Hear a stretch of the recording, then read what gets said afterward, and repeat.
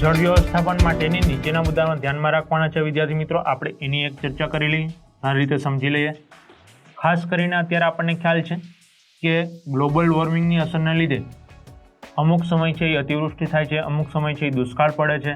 તો આવી પરિસ્થિતિની અંદર જો જળ સચવાયેલું હશે તો એ ભવિષ્યની અંદર તમામ સજીવો માટે ખૂબ જ અમૂલ્ય એવું કામ કરશે. એટલે કે જળ છે એનો બીજો કોઈ વિકલ્પ નથી. તો સજીવ સૃષ્ટિ માટે ખાસ કરીને જળને સાચવવું એ અત્યારે ખૂબ જ મોટી વ્યવસ્થાપનની એક પ્રક્રિયા છે અને એના માટેના મુદ્દાઓ જોઈએ તો બાગ બગીચા, વાહનો, શૌચાલયો તથા વોશ બેસિનમાં વપરાતા પાણીનો કરકસરપૂર્વક ઉપયોગ કરવો જોઈએ. ઘણી વખત અમુક લોકો છે એ બાગ બગીચાની અંદર વધુ પ્રમાણમાં ઉપયોગ કરતા હોય છે પાણીનો, વાહનો સાફસૂફ કરવામાં, ધોવામાં વધુ પાણી બગાડતા હોય છે, શૌચાલયોની અંદર નળ ચાલુ હોય છે, ખોટી રીતે પાણી જતું હોય છે, વોશ બેસિન ગેંડીની અંદર અલગ અલગ રીતે બગાડ થતો હોય પાણીનો. તો આ બધાની અંદર પાણીનો કરકસરપૂર્વક જરૂર હોય એટલું જ પાણી વાપરવું જોઈએ. લોક જાગૃતિ પેદા કરીને તથા જળ સંરક્ષણ અને તેના કુશળ વ્યવસ્થાપન સંબંધી દરેક પ્રવૃત્તિમાં લોકભાગીદારી વધારવી જોઈએ. જ્યાં જ્યાં પણ લોકોને અવેરનેસની જરૂર હોય ત્યાં એમને અવર કરી એટલે કે તેમને જાગૃતિ ફેલાવી અને આપણે એને સમજાવવું જોઈએ કે જેટલા પ્રમાણમાં પાણીની બચત કરશું એટલી આવનારી પેઢી માટે અમૂલ્ય ભેટ કુદરત તરફથી મળેલી છે તે તેમના માટે રહેશે.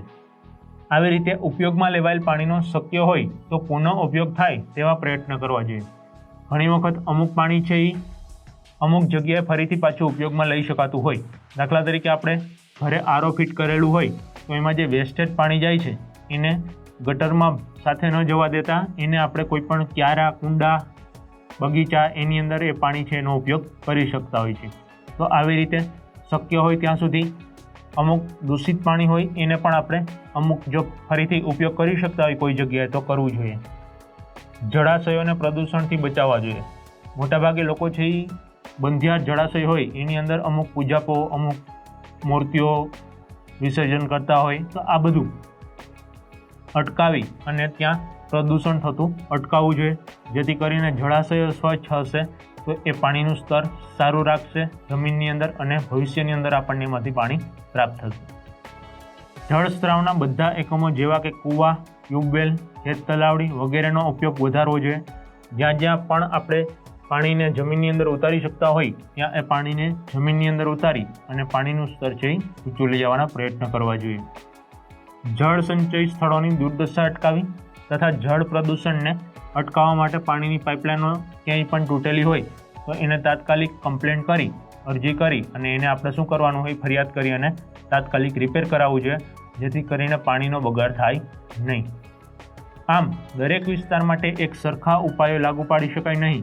અમુક વિસ્તાર છે એની અંદર વધુ પ્રમાણમાં પાણી છે એ મળી જતું હોય, અમુક વિસ્તાર છે એની અંદર પાણી બહુ મોટા પ્રમાણમાં પ્રાપ્ત થઈ શકતું ન હોય. એટલે બધી જગ્યાએ આપણે સરખા નિયમ લાગુ પાડી શકતા નથી.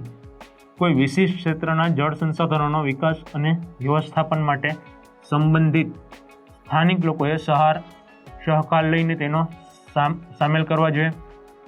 જ્યાં સ્થાનિક લોકો જાગૃત નહીં હોય ત્યાં સુધી તમે ત્યાં કોઈ પણ જાતની પાણીનું સંરક્ષણ કરી શકશો નહીં. એટલે પહેલાં તો જે તે સ્થાનિક વિસ્તારના લોકો છે એને જાગૃત કરવા પડે, એની મદદ લેવી પડે, સહકાર લેવો પડે અને ત્યારબાદ આપણે પાણીનું સંરક્ષણ કરી શકીએ, સાચવી શકીએ, સંચય કરી શકીએ.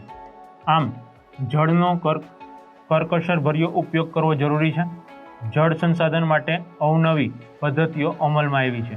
અત્યારે તમે જુઓ છો ખેતીવાડીની અંદર પણ ટપક સિંચાઈ પદ્ધતિ, ફુવારા પદ્ધતિ, અલગ અલગ પદ્ધતિઓ દ્વારા ખેતી કરતા થયા છે ખેડૂતો અને પાણીના જે વીજ બિલો છે એ ઓછા આવે, પાણીનો દુરુપયોગ થતો હતો એ ઓછો થાય. જેથી કરીને વરસાદ પડે કે ન પડે જળનું સંકટ આપણા પર તોડાયેલું જ છે. ખેતર હોય કે પાણીયારું આપણે પાણીનું ટીપે ટીપું સાચવવાની જરૂર છે. જળ છે તો જીવન છે. એટલે કે આપણે કહી શકીએ કે ખેતરની અંદર, ક્યારાની અંદર ખોટી રીતે વેસ્ટેજ પાણી જતું હોય તો એની જગ્યાએ ફુવારા પદ્ધતિ કે ટપક સિંચાઈ પદ્ધતિ, માટલા પદ્ધતિ ઉપયોગ કરવો જોઈએ.